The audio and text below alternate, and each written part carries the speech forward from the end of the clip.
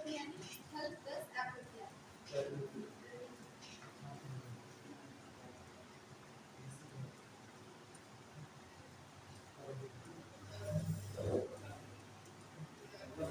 अच्छा, ऐसी आकृतियां जो हमारे धरातल पर विद्यमान है, स्थल यानी आपका पृथ्वी,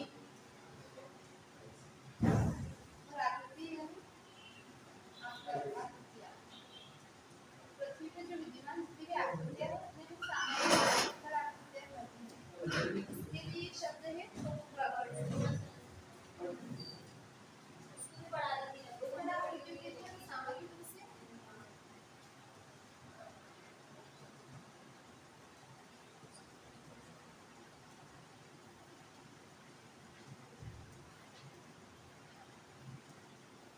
टोपोग्राफी।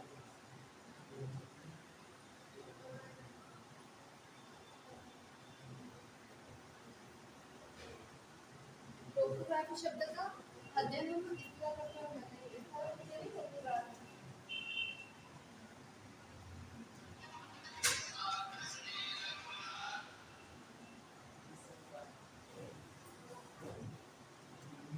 तो अगर उसको करते हैं जिस विषय में करते हैं उसे टोपोग्राफी कहते हैं। टोपोग्राफी यानी आकृतियां।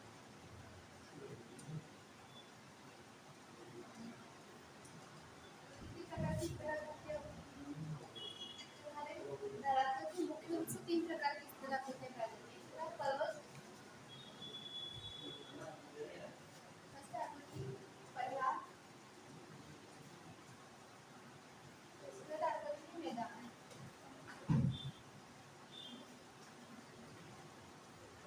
चलो तो पर्वतों की बात करते हैं। तो पर्वत होते क्या है? पर्वत यानी एक श्रृंखला जो जिसका शिखर होता है, वो पठार। पठार यानी ये आकृतियां। जो पर्वत का निर्माण होता है वो कई प्लेट प्रवर्तन के सिद्धांत द्वारा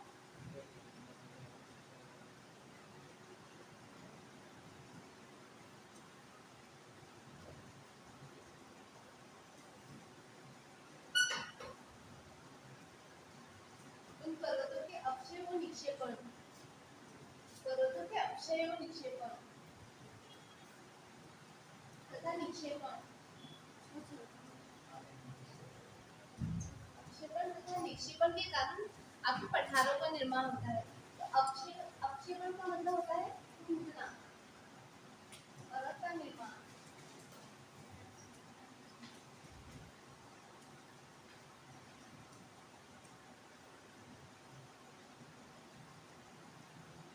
इस तरह की पर्वतीय संरचना होती है जिससे ऊपर भाग होगा शिखर।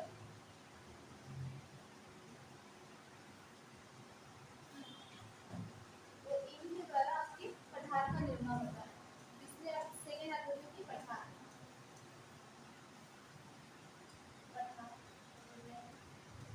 तो पठार का निर्माण होता है पर्वतों के अपर्दन और निक्षेपण के कारण। तो अपर्दन होता क्या है, निक्षेपण होता क्या है, पहले हम इसे समझ लेते हैं। तो पठारों का निर्माण होता है पर्वतों के अपर्दन, तथा निक्षेपण के कारण। निक्षेपण के कारण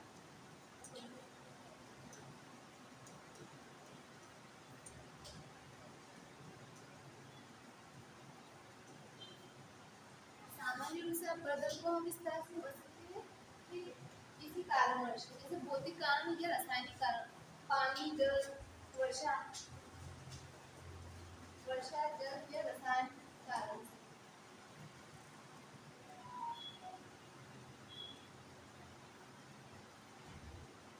जो पर्वत का ऊपर वाला शिखर है वो टूट जाता है और वो उसका शिखर कम हो जाता है और इस तरह की संरचना का निर्माण कर लेते हैं। इस तरह की संरचना को वो पठार कहते हैं। जो पठार का निर्माण है कहीं न कहीं पर्वतों के कारण ही हुआ है, अपर्दन और निक्षेपण के कारण। तो अपर्दन यानी टूटना होता है चट्टानों का, अपर्दन यानी किसी भी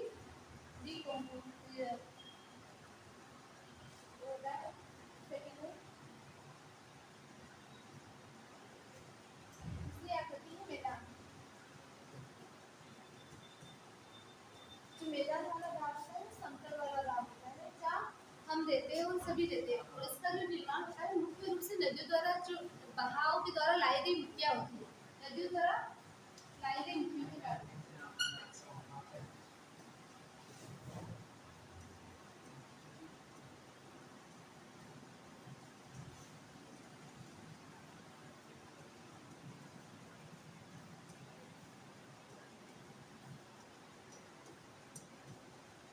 मैदानों का निर्माण होता है, जो कहीं ना कहीं आपकी जो नदियां हैं, नदियों द्वारा जो बहाव के द्वारा ले गई मिट्टियां होती है, वो उनके जमाव के कारण धीरे धीरे आपके मैदान का निर्माण होता है। उदाहरण के तौर पर हम समझ सकते हैं गंगा का मैदान। उदाहरण के तौर पर हम समझते हैं गंगा का मैदान। गंगा का मैदान जो कहीं ना कहीं जो गंगा और यमुना की जो नदियां है, कहीं ना कहीं पहाड़ों से आती है, और पहाड़ों के साथ जो चट्टानें टूटती है, वो चट्टानों से टूटने के कारण उनका जमा होता है, और जमाव धीरे धीरे इकट्ठे होता जाता है, उसके कारण आपके मैदान का निर्माण होता है। तो नदियों द्वारा लाई गई मिट्टी के कारण, नदियों द्वारा लाई गई मिट्टी के कारण, मिट्टियों के कारण आपके मैदानों का निर्माण होता है।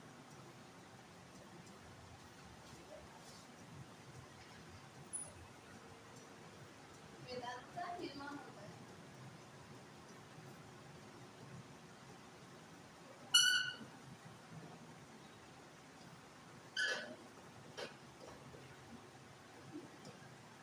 भारत मुख्य रूप से पृथ्वी में 3 प्रकार की स्थलाकृतियां पाई जाती है। एक होता है पर्वत, एक होता है पठार और एक होता है मैदान। और इसके अलावा कई स्थलाकृति पाई जाती है, और मुख्य रूप से बहुत सारी स्थलाकृतियां समुद्र के अंदर भी पाई जाती है, जैसे गर्ज है, ग्रज है, और जितनी भी स्थलाकृतियां है, वो निर्माण होता है। और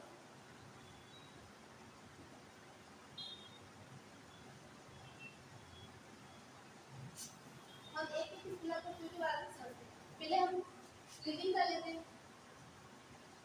तो स्थल रूप यानी स्थलाकृतियां होती क्या है। सबसे पहले हमें ये समझना है कि स्थलाकृतियां होती क्या है। तो मैंने फर्स्ट में बताया था कि स्थलाकृतियों के अध्ययन को हम टोपोग्राफी कहते हैं। ग्राफी यानी आकृतियां, टोपो यानी स्थलाकृतियां। तो जितनी भी स्थलाकृतियों के हम अध्ययन को करते हैं, उसे हम स्थलाकृतियां कहते हैं। तो स्थलाकृतियां प्राकृतिक रूप से आकृतियां हैं जो पृथ्वी की सतह पर पाई जाती है, जिनमें पर्वत है, पठार है, मैदान है, मरुस्थल है, घाटियां है।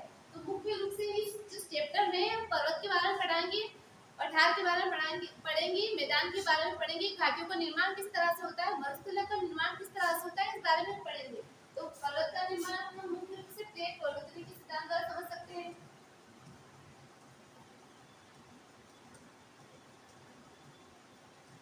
प्लेट प्रवृत्ति के सिद्धांत के द्वारा समझ सकते हैं। जो दो प्लेटें हैं आपस में टकराई, और उसके कारण नई प्लेट कोई भाग है वो ऊपर उभर गया, और नई प्लेट का निर्माण हुआ, इसे हम प्लेट प्रवृत्ति का सिद्धांत कहते हैं। तो दो आपस में प्लेटें टकराई, तो इसके कारण आपके जो हिमालय का निर्माण हुआ, और इसे युवा अवस्था में, मतलब ये वलित पर्वत का उदाहरण है। इस तरह से दिन पे दिन एक एक परत चढ़ती जाती है, इसे हम वलित पर्वत कहते हैं। तो कहीं ना कहीं आपका जो हिमालय है वो युवा अवस्था में, जो हिमालय का निर्माण हुआ है वलित पर्वत के रूप में हुआ है। मतलब अभी भी वर्तमान समय में इसकी ऊंचाई बढ़ती जा रही है, इसीलिए हम अधिकतर देखते हैं कि माउंट एवरेस्ट की जो ऊंचाई है वो लगातार निरंतर बढ़ती जा रही है। इसे हम हिमालय वलित पर्वत का उदाहरण बोलते हैं। इसे हम हिमालय का निर्माण किया जा रहा है, इसे वलित पर्वत का निर्माण हो रहा है।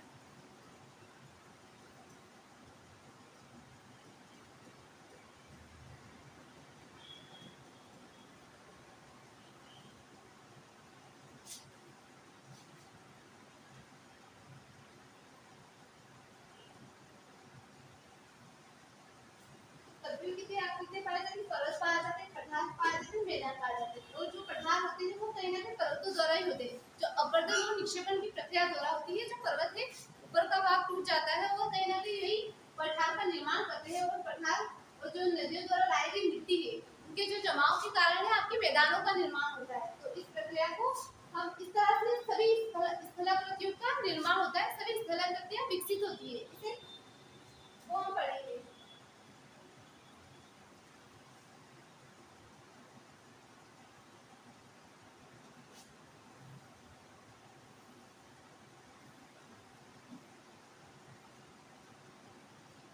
पर्वत क्या होते हैं? माउंटेन।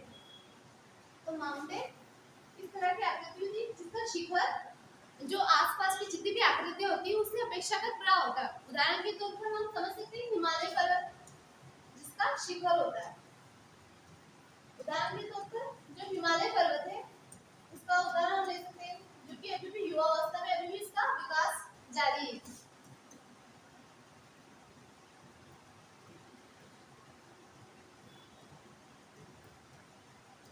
अभी भी इसका विकास जारी है।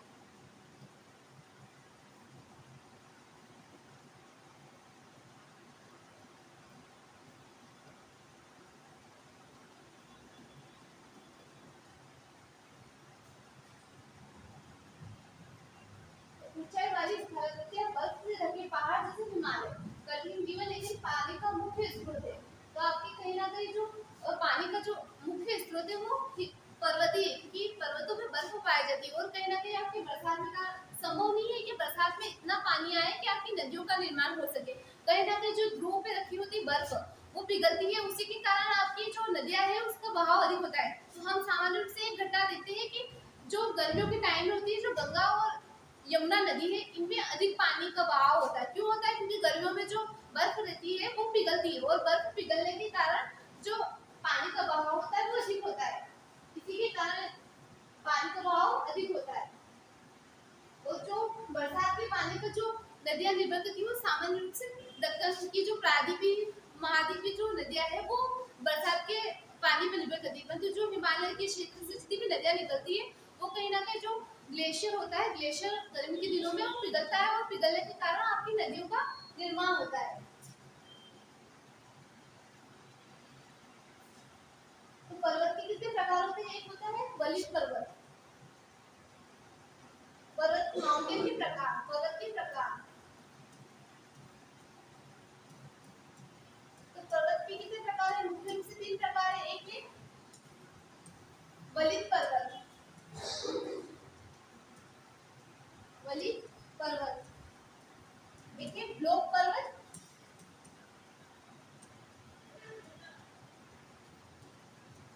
और तीसरा है ज्वालामुखी पर्वत।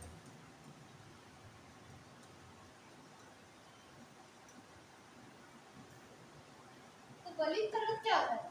जो सामान्य रूप से वलय के रूप में होता है, जैसे हमारा हिमालय वो बलिष्ठ पर्वत का उदाहरण है। जो अरावली पर्वत है वो भी इसी का उदाहरण है। उदाहरण के तौर पर इस तरह की जो आकृतियां होती है, एक के बाद एक परत के रूप में चढ़ता जाता है, तो उसे हम बलिष्ठ पर्वत कहते हैं। जो हमारा हिमालय है, हिमालय पर्वत है, जो अरावली पर्वत है, अरावली पर्वत है, वो सभी बलिष्ठ पर्वत का उदाहरण है। बलिष्ठ पर्वत का उदाहरण उदाहरण तो मुख्य रूप से जो इस तरह की जो पर्वतों का निर्माण होता है, और कहा जाता है कि हिमालय अभी भी युवा अवस्था में या निरंतर पर्वतों का निर्माण हो रहा है। इसी कारण माउंट एवरेस्ट की ऊंचाई जो है हमेशा निरंतर बढ़ती जा रही है, जो आपको सामान्य रूप से देखने को मिलती है। और इसका कारण है कि वहाँ नए नए घाटों का निर्माण हो रहा है, कहीं ना कहीं नए नए स्थलाकृतियों का भी निर्माण होता है। ये इसके युवा अवस्था में होने का संकेत देते हैं कि ये पर्वत युवा अवस्था में अभी भी इसका निर्माण जारी है, और इसी कारण हिमालय की जो माउंट एवरेस्ट की ऊंचाई है, जो उसकी ऊंचाई निरंतर बढ़ती जा रही है। एक होता है ब्लॉक पर्वत। तो इस तरह की जो आकृतियां बनती है, इस तरह की आकृतियां जो बनती है उसे हम ब्लॉक पर्वत का उदाहरण देते हैं। और तीसरा है ज्वालामुखी, ज्वालामुखी पर्वत।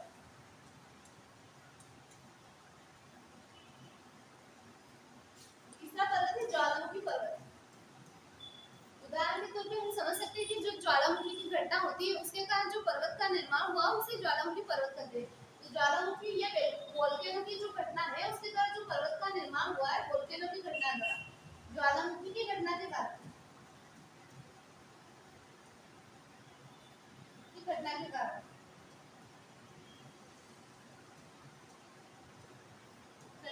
जो पर्वत का निर्माण हुआ है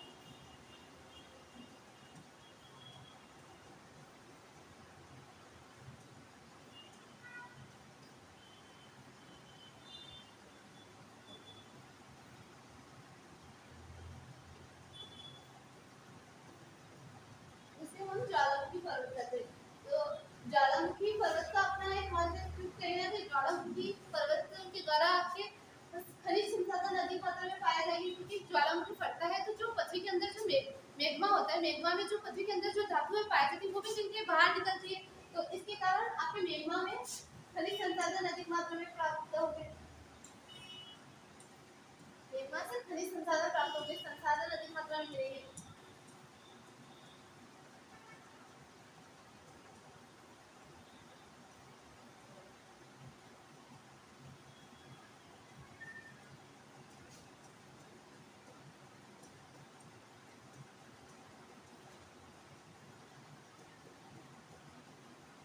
तो हमने पढ़ लिया कि कितने प्रकार के पर्वत होते हैं, पर्वत क्या है, पर्वत का निर्माण किस तरह से हुआ है, कितने प्रकार के पर्वत है। अब हम पठार के बारे में पढ़ेंगे।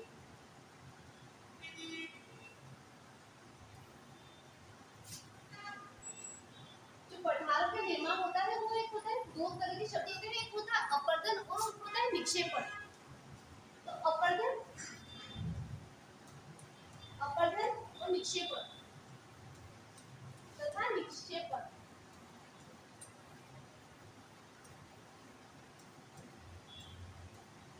अपर्दन का अर्थ है कि चट्टानों के टूटने के कारण, जो चट्टानें हैं किसी भी कारण से हो सकता है, कारण नहीं हो सकती, चट्टानों के टूटने के कारण चट्टान टूटती है, अपर्दन यानी चट्टानों को टूटना। अब चट्टानों के टूटने के कारण हो सकते हैं, सामान्य रूप से हम देख सकते हैं कि वर्षा का जल है या रासायनिक अम्ल वर्षा है, रेन है, बर्फबारी है, बर्फबारी, वर्षा, रेन, बर्फबारी, वर्षा और अम्ल वर्षा, यह रसायनों के प्रभाव के कारण और खनन के कारण, जो पर्वत है वो कहीं ना कहीं टूट जाते हैं, और उन चट्टानों के टूटने के कारण जो आपका जो पर्वत होता है, पर्वत का जो शिखर ऐसा इस तरह का होता है, तो धीरे धीरे जो ऊपर वाला सतह वाला भाग है वो टूट कर अलग हो जाता है, तो इसके कारण जो उसकी जो ऊंचाई होती है वो कम हो जाती है, उसके कारण पठार का निर्माण होता है। तो पर्वतों के द्वारा ही आपके पठार का निर्माण होता है, तो इस तरह की आकृतियों का निर्माण हो जाता है, तो इसे हम पठार कहते हैं। सामान्य रूप में इसे पठार कहा जाता है। समतल ऊंचाई पर स्थित है, उदाहरण दक्कन का पठार खनिज संसाधनों से भरपूर होते हैं। जो सामान्य रूप से जो पठार होते हैं वो खनिज संसाधनों से भरपूर होते हैं। जैसे उदाहरण के तौर पे हम झारखंड का छोटा नागपुर का पठार का उदाहरण दे सकते हैं, जो कि खनिज संपदा से भरपूर है। तो उदाहरण के तौर पर छोटे नागपुर का पठार, छोटे नागपुर झारखंड का पठार, या मालवा का पठार,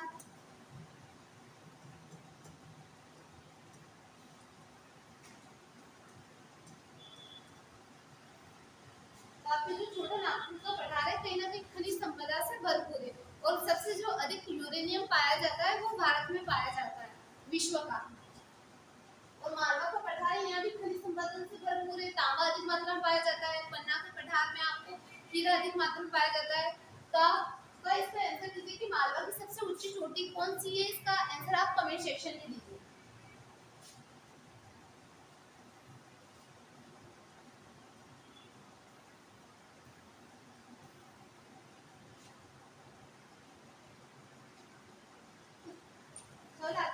मैदान, तो मैदान होती क्या है, जो आपकी जो नदियां हैं, नदियां पहाड़ों से आती है, तो पहाड़ों के कारण वो मिट्टियां भी लेके आती है, चट्टानों के टूटने के कारण मिट्टियां भी बहकर उनके साथ आती है, तो उनके कारण आपको मैदानों का निर्माण हुआ। तो मैदानों का जो निर्माण है, जो मैदानों का निर्माण है नदियों द्वारा लाई गई मिट्टियों के कारण,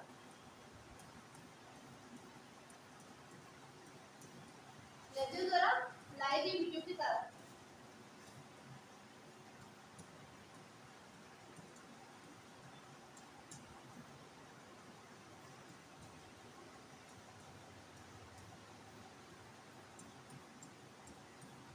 नदियों द्वारा लाई गई मिट्टियों के उनके जमाव के कारण कहीं ना कहीं आपके मैदानों का निर्माण होता है। उदाहरण के तौर पर जो गंगा का मैदान है, कहीं ना कहीं जो गंगा वाला क्षेत्र है वहाँ इस तरह की घाटी पाई जाती है, परंतु नदियों द्वारा मिट्टी लाई गई, इसके कारण ये पूरा क्षेत्र मिट्टी में भर गया, और ये जो मिट्टी होती है वो बहुत उपजाऊ मिट्टी होती है। मिट्टी होती है। और इसी के कारण आपके जो मैदान का निर्माण हो, उदाहरण के तौर पर हम गंगा के मैदान का उदाहरण ले सकते हैं। उत्तर भारत का मैदान, गंगा का मैदान, उत्तर भारत का मैदान, उत्तर भारत का मैदान।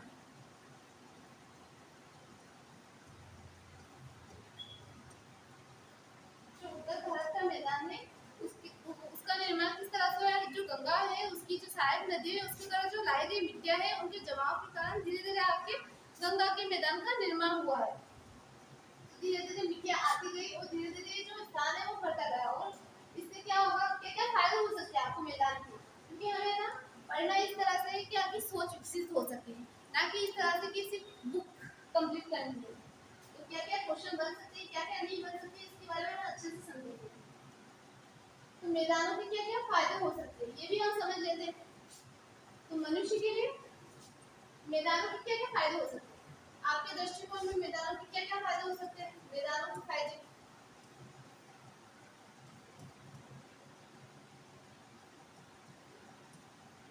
फायदे या लाभ या महत्व, लाभ या महत्व। जो मैदान होते हैं उसके क्या क्या फायदे हैं, क्या क्या महत्व है, क्या क्या लाभ है? जो मैदान होते हैं कहीं ना कहीं मनुष्य के लिए निवास का स्थान भी कर सकते हैं, मनुष्य का निवास का स्थान। आपको खेती के लिए अच्छी उपजाऊ मिट्टी मिल जाती है।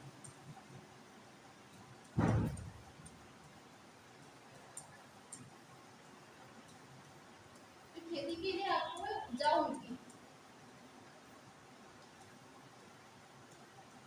खेती के लिए उपजाऊ मिट्टी मिल जाती है।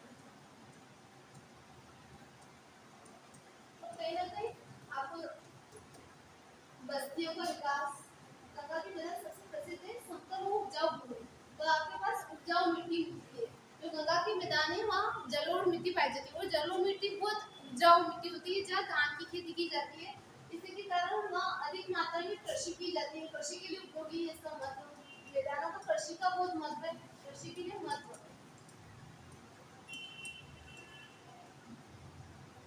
एक शब्द होता है कृषि। तो कृषि का अब सिर्फ खेती से नहीं होता, कृषि का अर्थ होता है सभी चीजों से। इसमें मत्स्य पालन, पशुपालन सभी चीजें सम्मिलित की जाती है कृषि का। कृषि का महत्व होता है मैदानों के कारण।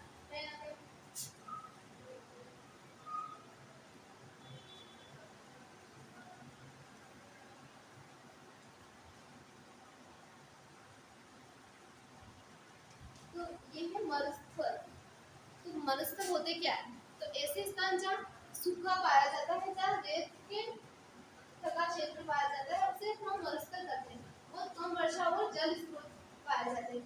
तो परंतु एक हम थार का रेगिस्तान देखते हैं राजस्थान में, वहाँ मरुस्थल पाया जाता है जहाँ बंजर भूमि पाई जाती है, जहाँ कृषि योग्य भूमि नहीं होती है। और कहीं ना कहीं मरुस्थल का निर्माण होता है मरुस्थल। मरुस्थल यानी मरुस्थल, दो शब्द है, मरु प्लस स्थल, प्लस स्थल,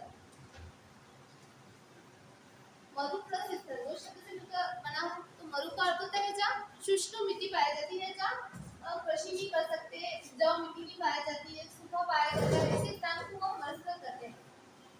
उपजाऊ मिट्टी नहीं पाई जाती,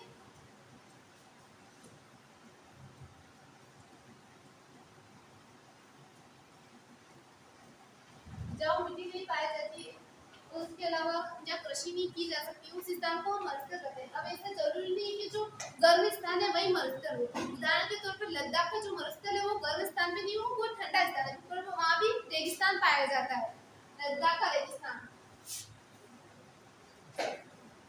उदाहरण के तौर पर एक है थार का रेगिस्तान, राजस्थान का थार का रेगिस्तान, एक है लद्दाख का रेगिस्तान, सेकेंड है लद्दाख का रेगिस्तान।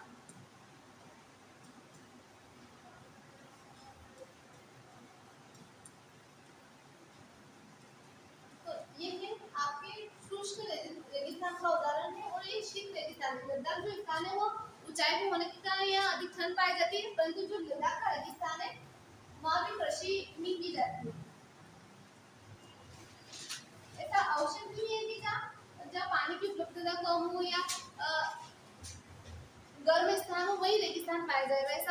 नहीं है। जो लद्दाख का रेगिस्तान है वो शीत रेगिस्तान का उदाहरण है। जब बंजर भूमि पाई जाती है, शीत रेगिस्तान का उदाहरण है। शीत रेगिस्तान का उदाहरण है।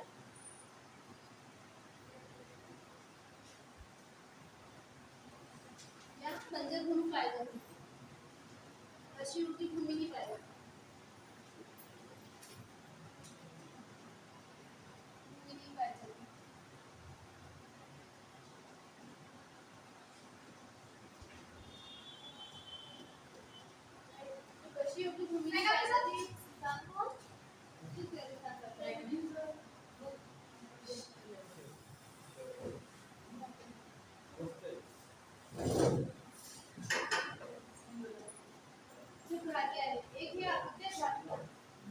दो पहाड़ों के बीच में जो भूमि जहाँ नदियाँ बहती है तो दो जो नदियाँ हैं उनके बीच के जो स्थान है उसे हम घाटियाँ कहते हैं। जो दो नदियाँ हैं, जो पहाड़, जो हिमालय का ये पहाड़, तो इसके बीच का जो स्थान है उसे हम सामान्य रूप से घाटी कहते हैं। घाटी कहा जाता है। जो दो पहाड़ों के बीच के स्थान है उसे हम घाटी कहते हैं।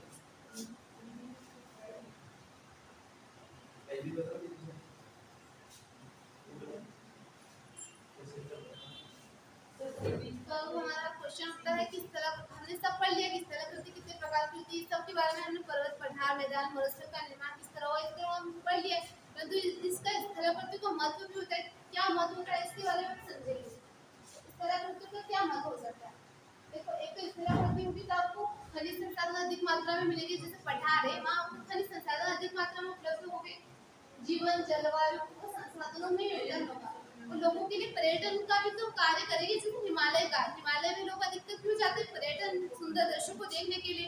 और जो भू आकृतियां होगी, अलग अलग भू आकृतियां होगी तो हमारी संस्कृति का भी निर्माण करेगी। क्योंकि हमारी जो संस्कृति का निर्माण है वो कहीं ना कहीं हमारी जियोग्राफी के ऊपर डिपेंड करती है। जिस तरह की हमारी जियोग्राफी है वहाँ उस तरह की अपनी संस्कृति विकसित हुई है। लद्दाख की संस्कृति अलग है। केरल में चावल अधिक इसलिए खाते हैं क्योंकि वहाँ चावल अधिक उत्पादन होता है। वहाँ की जियोग्राफी इस तरह की है, उसके कारण वहाँ चावल का भोजन होता है। और लद्दाख में लोग अलग तरह का खाना खाते हैं। मध्य प्रदेश का खाना अलग है, राजस्थान का खाना अलग है, क्योंकि वहाँ की जियोग्राफी अलग है। और जियोग्राफी आप कल्चर का निर्माण करने में बहुत मदद रखती है। विविधता और पारिस्थितिक का संतुलन। तो आपकी अगर स्थलाकृति अलग हो गई तो आपकी पारिस्थितिक भी तो अलग होगी। हाँ, जीव जंतु है उनके प्रकार भी तो अलग होंगे। अगर हिमालय में देखा जाए तो हिमालय में अलग तरह के फल पाए जाएंगे। हिमालय पर फलों के प्रकार अलग होंगे, तब फूलों के प्रकार अलग होंगे,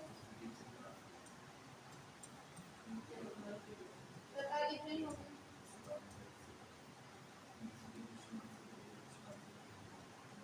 कहीं ना कहीं जीव जंतुओं में भी विभिन्नता पाई जाएगी।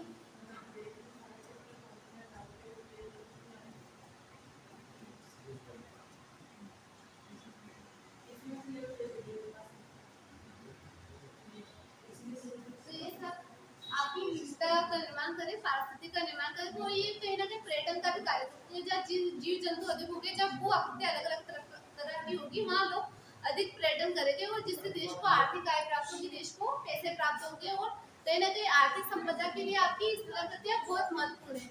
उदाहरण के तो भारत की जो जियोग्राफी है सभी तरह की स्थलाकृति पैदा है। जहाँ हिमालय की बात की जाए, हिमालय का विशाल मैदान है। मालवा में देखा जाए तो पठारी क्षेत्र है और मैदानी क्षेत्र गंगा का मैदान है और सभी तरह की जो स्थलाकृति पाई जाती है वो अपने भारत में पाई जाती है। इसी कारण आपका जो कल्चर है वो भी भिन्न भिन्न है, संस्कृति है वो भी भिन्न भिन्न है, तभी आपकी जियोग्राफी को डिपेंड करता है।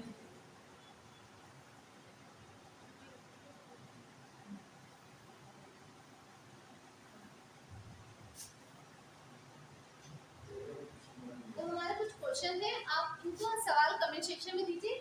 फर्स्ट है स्थलभूमि क्या होता है, तो इसका आप आंसर राइटिंग आप कमेंट सेक्शन में इसका उत्तर जरूर दीजिए। पर्वत और पठार में अंतर बताइए। तो हमने पर्वत और पठार को अच्छे से डिटेल से समझाया, तो इसका आंसर आप कमेंट सेक्शन में दीजिए। मैदानों में मानव बनावट क्यों अधिक होती है, तो मैदानों का क्या महत्व है, मैदानों में क्यों मानव बस्तियां बसती है, इसका भी आप आंसर कमेंट सेक्शन में दीजिए। आपको ये वीडियो अच्छा लगा हो तो ज़्यादा से ज़्यादा शेयर कीजिए, लाइक कीजिए, सब्सक्राइब कीजिए और आप हमारे ऑफलाइन प्लेटफॉर्म सजित नाका मंसूर पे संपर्क कीजिए अगर आपको पसंद आया हो। धन्यवाद।